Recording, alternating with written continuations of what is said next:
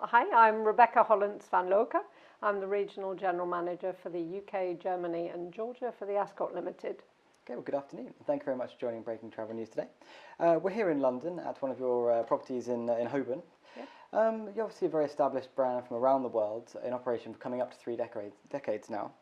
Could you tell us a little bit about your offering here in Europe and what you bring to the hospitality sector?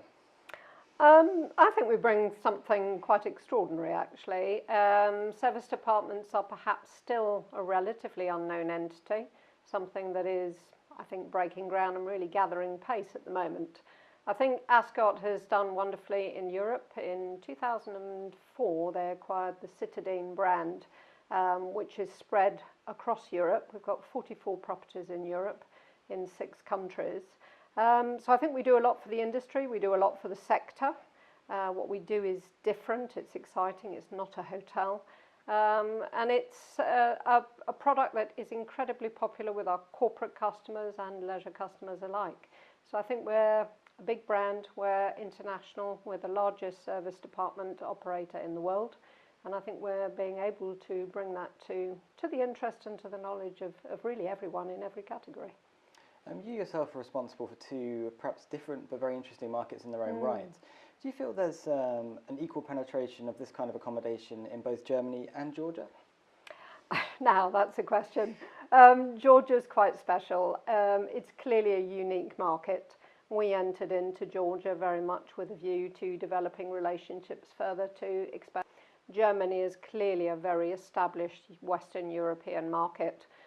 We opened 2 properties in 2014 there and are beginning to get traction and expansion within Germany as a whole, very much focusing on key cities. Georgia, as I say, was very much a different angle. It was an angle to expand into other areas of the world, particularly Russia. It's a very business-orientated property, although interestingly enough, the leisure market in Georgia is really picking up a pace. So we're able to accommodate both. Tbilisi itself is a very exciting tourism destination. Beautiful. A lot of Soviet history, a lot of a bit of an undiscovered gem in Eastern Europe. I agree. Having lived in Istanbul for many years, I see it very much in a similar vein, but maybe 20, 30 years behind. People haven't quite discovered it yet. It is stunningly beautiful. It's got a lot of history, as you rightly say. And interestingly enough, over the last 5 years, it's been developing very, very rapidly within the tourism sector. So I think we're very, very well placed to have a key stake in that market, which is very exciting.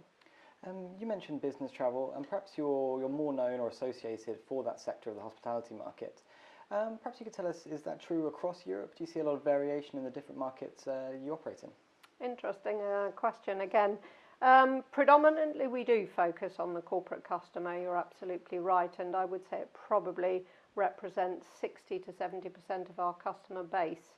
That said, there's clearly the weekends to fill, there's other days to fill, and we have a product that is incredibly family friendly. We're sitting today in a 1-bedroom apartment here in High Holborn. Where could you ever get this kind of value for a family of 4? It's great to be able to be accommodated together. It's fantastic to have the kitchen available to be able to cook out of your normal restaurant hours when you've got small children particularly. It really does make a great base for families. So there is definitely a demand from the leisure front. There's also the new bleisure. So people do come for business and they do invite their families for the weekends to join them. Our offering is incredibly practical. People can come along, they don't have to go into another room. They've got the space, they've got all the things they would need to accommodate a leisure trip as well. So we do focus on both. Some locations clearly are more business focused, some are perhaps a little bit more leisure focused, but actually the balance of both is really where we score. Do you feel travellers are aware of the benefits you offer of this sort of accommodation? Do you try and directly sort of market to sort of perhaps new customers in that way? We've spent a lot of time in the last few years building and redeveloping our own website, and we have our own Ascott Online Advantage membership, which we'd like to think drives loyalty and people to our brand and to our business. I think with the expansion of things like Airbnb, if I dare mention that in this interview, is very much something that is raising the awareness of individuals as to the different types of accommodation that are out there. And actually, I think it's done, in certain senses, some good for our business and our industry and what we're offering.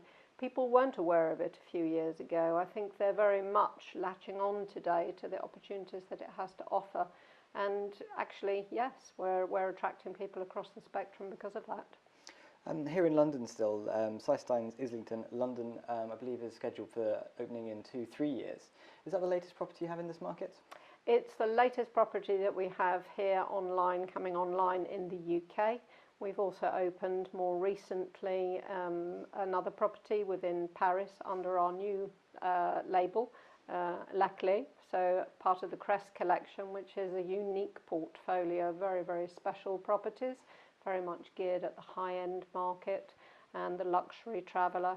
So Citadine Islington will be our next baby here in 2019, but we're also looking at other opportunities here to see how we can grow and expand in the UK and obviously the rest of Europe.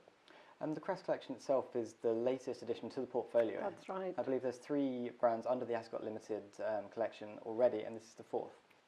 So we have Ascott, the residence, very much geared at your luxury market. We have Somerset, service departments, which is very much geared to the family market and particularly predominant in the Asian areas. And then we have Citadine, very much your city centre business person, so very focused on your city centre markets and your corporate younger traveller. And of course now the beautiful luxury Crest collection with La Clé. We have 2 properties in Paris, 2 already open, Louvre and Tour Eiffel, and we have got a 3rd one in Bangkok, and hopefully we'll be very shortly opening a 4th one just off the Champs-Élysées.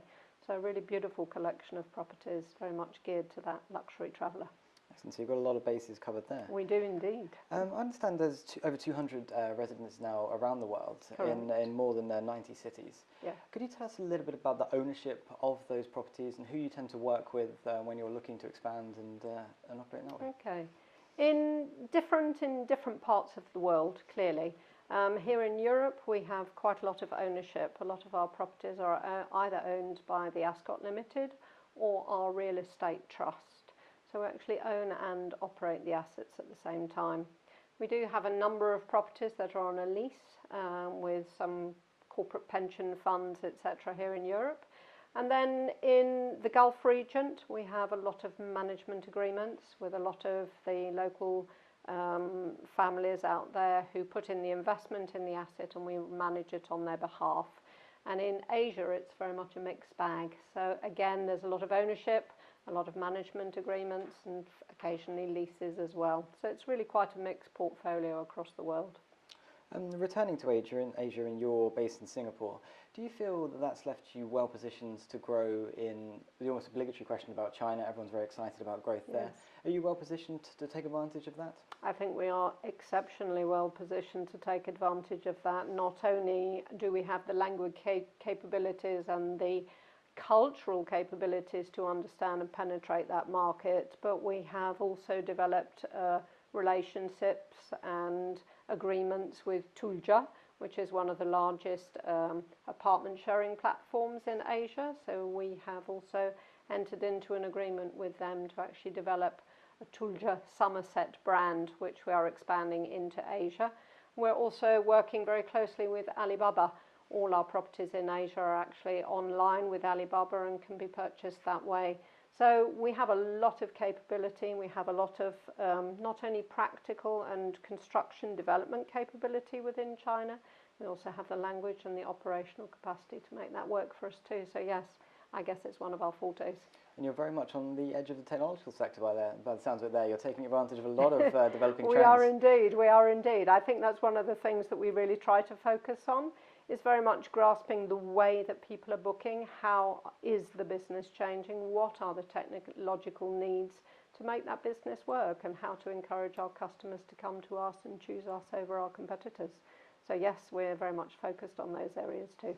Well, tying all those threads together, you've obviously been very successful in your endeavours. You've been recognised by the World Travel Awards around the world as Asia's leading service department brand, and the same in Middle East and Europe as well. Yeah. How did it feel to take those titles? absolutely amazing.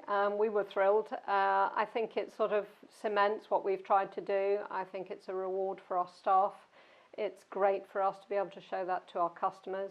It means a lot to us. It means a lot to us individually, personally, and collectively as a team. We work hard and we invest a lot of time and effort into our products and our people. And I think that's reflected by the comments that have obviously come forward and the number of votes that we've had for our properties and our brands. So delighted, absolutely delighted. Congratulations there. Thank you very much. Thank you for taking the time to speak today. Thank you. Thank you. Pleasure.